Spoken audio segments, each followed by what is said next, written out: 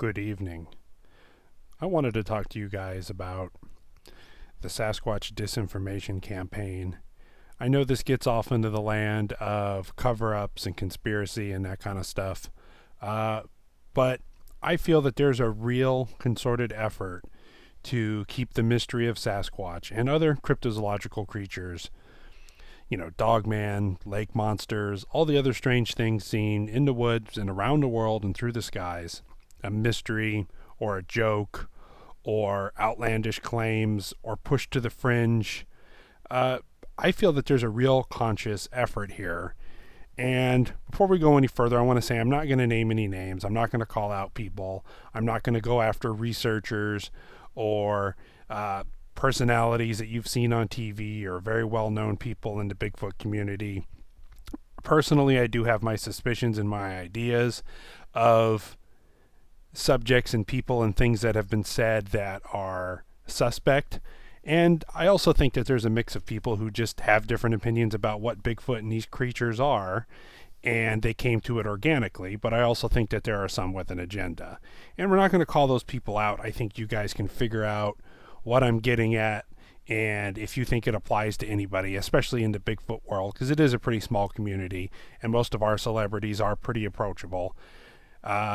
So first off, what is a disinformation campaign and what are its two purposes? Well, the two primary purposes are, the first one is to spread fake information mixed in with real information.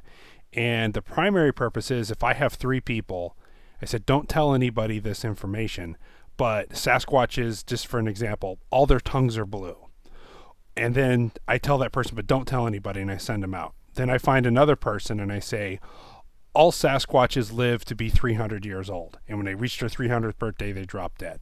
And I send that person out, so you don't tell anybody. And the fourth person, I say, all Sasquatches are male. There's no such thing as female Sasquatches. And I send that person out with that information. Well, if someone writes a book or does a podcast or makes an appearance or says something to somebody else that says Sasquatches have blue tongues or they live 300 years old or they're all males, then I know that that person gave out that information. And I could tell them factual, real things about Sasquatch and throw in one or two items like that. And it's easily traced back. And that's one of the major reasons for disinformation campaign. The other reason for Sasquatch disinformation is a little bit more subtle. The other reason is to hide the truth. And there's a reason why in popular culture and in our movies, and generally, if you're just a normal, average, everyday person, and especially like me who lives in Southern California, you're standing in line at the grocery store, you're out at a community event, which this has happened to me, and someone sees a Bigfoot t-shirt or a hat or something, and they start a conversation, and they say, they don't exist, right? It's a joke, right? That it's a big hoax, right? And you start saying, well, I've seen them, or I've been close to them. And they go, what, really? And it's also the part of the campaign, kind of inadvertently too, is our own hubris, our own overconfidence. We've been everywhere. We've seen everything. A man has physically touched every tree in the woods. We've climbed every hill and every rock. We've explored every cage. We've been to every inch, and that's simply not true. Was it last year when I flew to Alaska, we changed planes in Oregon, and from Oregon to Anchorage, as far as the eye can see for a 4-hour plane ride, was nothing but trees and lakes. No cities, no towns, no highways, just nothing. And to be honest, when I got into Northern California to Oregon, it was a lot of the same.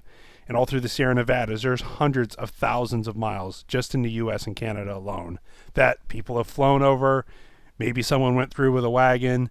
But there's no roads, there's nothing. It's just open wilderness, and people forget that. So a lot of that's perpetuated in the media, that we've been everywhere and we've discovered everything and we're very confident in our scientific leaders and minds. The other thing is that Sasquatch is a joke. If you look at, Harry and the Hendersons, it's this big, goofy, friendly Sasquatch that doesn't eat meat. You look at the Jacqueline's beef jerky and it's messing with Sasquatch. And it's a joke. It's popular culture. And, I'm sure a good chunk of that is just marketing. Sasquatch is big. It's part of popular culture and people feed off of it.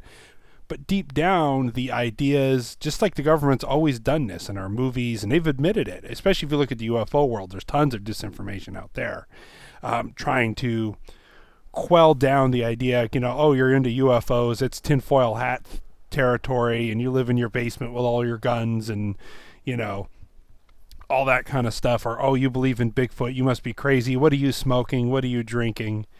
It's like I said, some of it I think is natural, just the way we think and talk and perceive that kind of stuff. And then I think there's also a real effort. And when it comes to some of the experts in the Bigfoot world, so-called experts, I don't think there are any experts. I think there are people that have looked into this subject and heard a few things and have discovered a few things, and we're always learning, but there's no such thing as experts. But one of the big things I've noticed in the Bigfoot community is this push for Bigfoot is not a threat. Bigfoot is harmless. Bigfoot is the gentle forest giants. They have no interest in humans other than maybe they're curious. They don't take people. They don't eat people. They don't do terrible things to their livestock. They don't take their chickens. In fact, I've even heard some very big, well-known Bigfoot researchers say that you're safer with a Sasquatch in the woods because they'll scare away mountain lions and bears. And it's like, what claim is this? And it almost seems like, hey, you've been on big TV shows, Bigfoot's made you a millionaire, you've got book deals, you're very well known. Who's pulling the strings? Why are you so successful? Why do you get to go on TV and make all these outrageous claims that a lot of other researchers would be contradictory?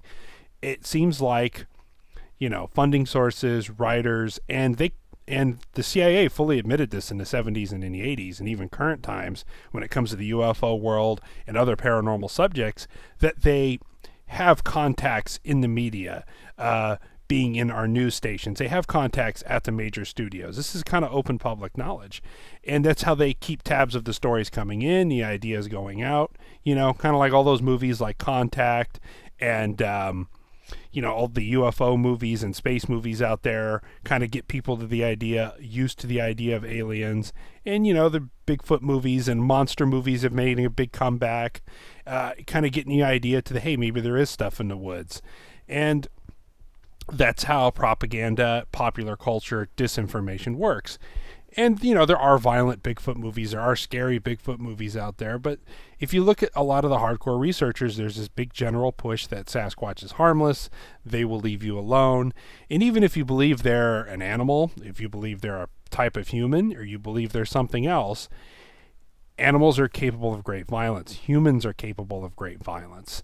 And every creature in the wood is capable of great violence, defending itself at the very least. Not that they're all out to go hunt humans, but to say that they're harmless is just completely ignorant. Everything can be harmful. So what does this mean for you, the average Bigfoot enthusiast? I think a lot of people come here because, one, they're interested in paranormal and strange things and cryptozoology, just because people are interested in this kind of stuff, and I find it fascinating. And there's also a portion of people who minded their own business and one day saw something strange in the woods. Maybe they heard some howls, maybe they heard some knocks, maybe they saw a Bigfoot, maybe they found some tracks, maybe they had an aggressive encounter, maybe they had something mysterious happen and they wanted more information. Or they had a loved one that saw a giant upright walking canine, something that looked like a werewolf, or a 10-foot tall walking on two leg, half man, half gorilla. Or somebody saw something huge moving in a lake that looked like a dinosaur in a climate that wouldn't support it. There are many unknown things out there in the woods and many unknown things in the world. So how do you cut through the chaff, the BS? I think it's all individual. If somebody's saying something who you respect or you have their information from and it just doesn't add up or it's contradictory to your findings, listen to what they have to say and try to figure out why they're contradicting that. If they're just making claims and not have any supporting evidence to it, if they just say, well, I've got a lot of experience and it's my experience. Okay, well, tell me stories. Explain how. Show me some encounters that back this up. Show me to where your personal events. Is there anybody who can corroborate that? Now, I know that's a big, tall order in the Bigfoot community for corroborating evidence, but with a lot of the shows out there that just do encounters, with the internet, it's got tens of thousands. There's web pages, organizations, podcasts, shows. That's all they do are encounter stories. There's been, at this point, hundreds of books written. Maybe your own personal things. Maybe you get out in the woods a couple times a month or once a month and you go out and look for evidence. Maybe you've had some weird camping trips. Virtually every state, except for maybe Hawaii, you can go on a map and find places and Google search places that have had Bigfoot encounters and go out and see if you find any evidence yourself. Listen to encounters. The only real BS meter is yourself. And I think you need to look at everything objectively and look at what people are saying, see if it matches up with yours. Just try to think of their point of view of how they came to these conclusions. And if something doesn't feel right, if they don't have really good reasons for justifying what they say, and it's contradictory, then maybe you need to red flag that. But it's all up to you in the end, and be careful out there, because I think it is a very real thing for wrong information, disinformation to purposely be spread, and especially in our field. Thank you very much, folks. If you liked this video and you stuck around to the end, please give it a thumbs up. And if you like what you see, please hit the subscribe button and ring the little bell notification. And leave a comment on what you think. Thank you very much, and stay safe in the woods, folks.